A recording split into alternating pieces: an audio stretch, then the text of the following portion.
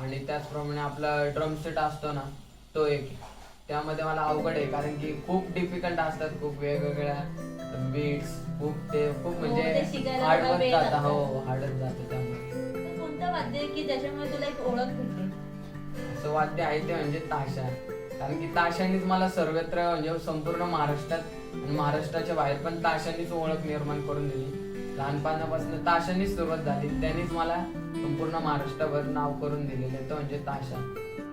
तसं बघायला गेलं तर म्हणजे पुण्याला मी आता तरी पुण्यात वाजवते, तर ज्यावेळेस पुण्यात वाजवायचं त्यामुळे सगळीकडेच प्रसिद्ध झालं ते म्हणजे ताशाने सगळं. तू कोणत्या कोणत्या क्षेत्रात वादन करतोस?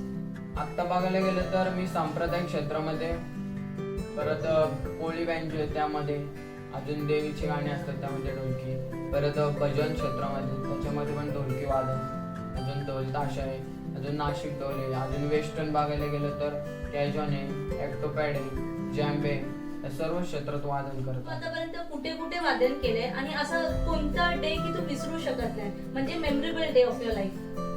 आतापर्यंत बघायला गेलं तर महाराष्ट्रात तर वादन केलेलं आहे संपूर्ण, कारण महाराष्ट्राच्या कानाकोपऱ्यात जाऊन वादन केलेले आहे, पण इतर महाराष्ट्र सोडून महाराष्ट्राबाहेर पण वादन केलेले आहे. तसं बघायला गेलं तर मध्य प्रदेश आहे, परत राजस्थान आहे, गुजरात आहे, इकडे पण जाऊन वादन केले. परत गोव्याला गेलो तर गोव्याला पण वादन केलेले.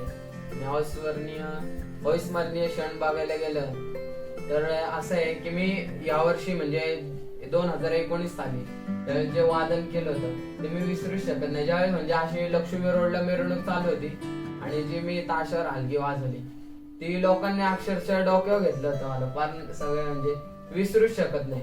आणि ते झालं आणि मी नंतर दुसऱ्या दिवशी वादन वगैरे झालं, नंतर आमची मंडईची मिरवणूक वगैरे झाली, ती दुसऱ्या दिवशी संपली. नंतर मग गणपती झाल्यानंतर मी 2 दिवसांनी घरी आलो आणि झोपलो, तर फोन वगैरे ऑफ केला, मी आराम करायचा म्हणून झोपलो. आणि नंतर मी फोन ऑन केला, सहज मी बसलो होतो असं, तर रात्री मला 3:30 वाजता औरंगाबाद वरून फोन आला होता की सर तुमचं वादन खरंच खूप छान झालं, आम्ही आत्ताच व्हिडिओ काढले. तर ते मी विसरू नाही शकत की प्रेक्षकांनी दिलेली दाद आहे मला, ते की रात्री एवढे 3:30 वाजता त्यांनी मला फोन केला होता.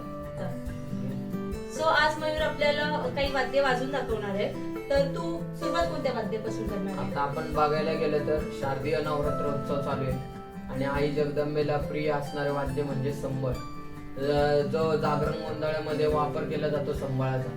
तर त्या संबळाच्या नादाने आज आपण आपल्या याची सुरुवात करूया.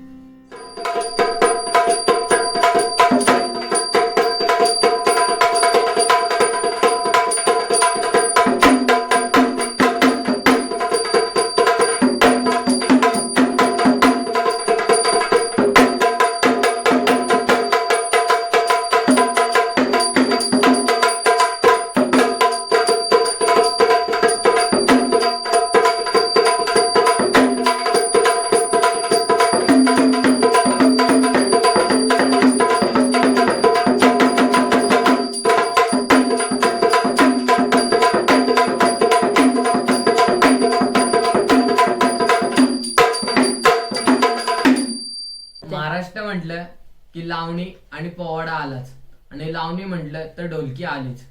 तर ज्या ढोलकीने शृंगार रस बहरतो त्यामुळे ढोलकीला साथ येतो, और शृंगार रसामध्ये जी भर पडते.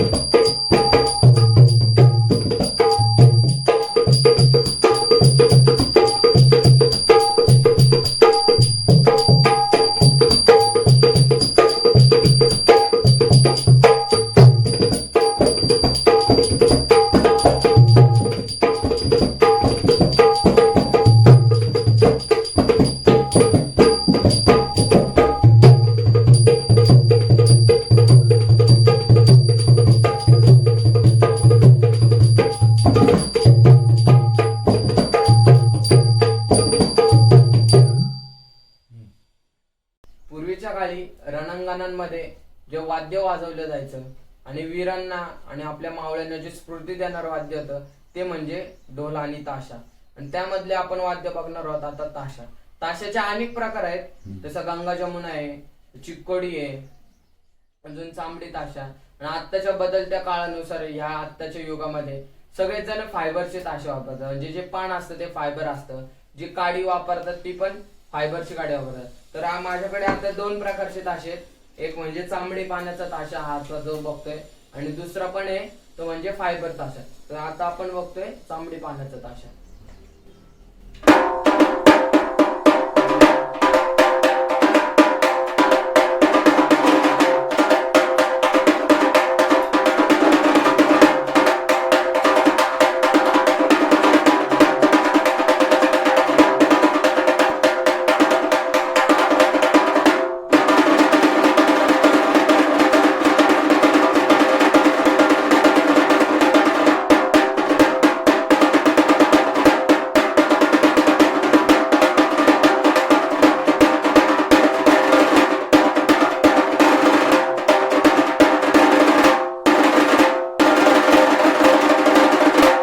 आपण पाहिलं की चांबडी ताशा, पण आता आपण बघतोय फायबर पान आणलेला ताशा.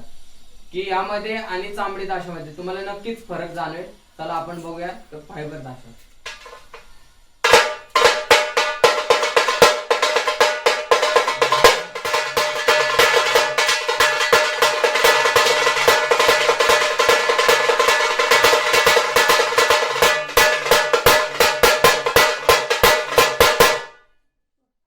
बदलत्या युगासोबत मी पण बदललं.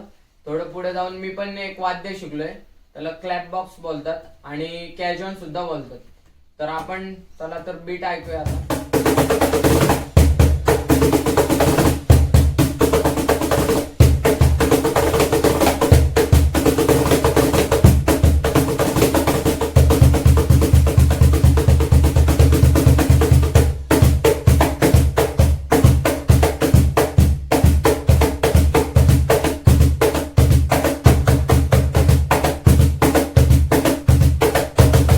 गणपती उत्सवला ढोल ताशा जातोच म्हणजे पथकाला. तर ह्या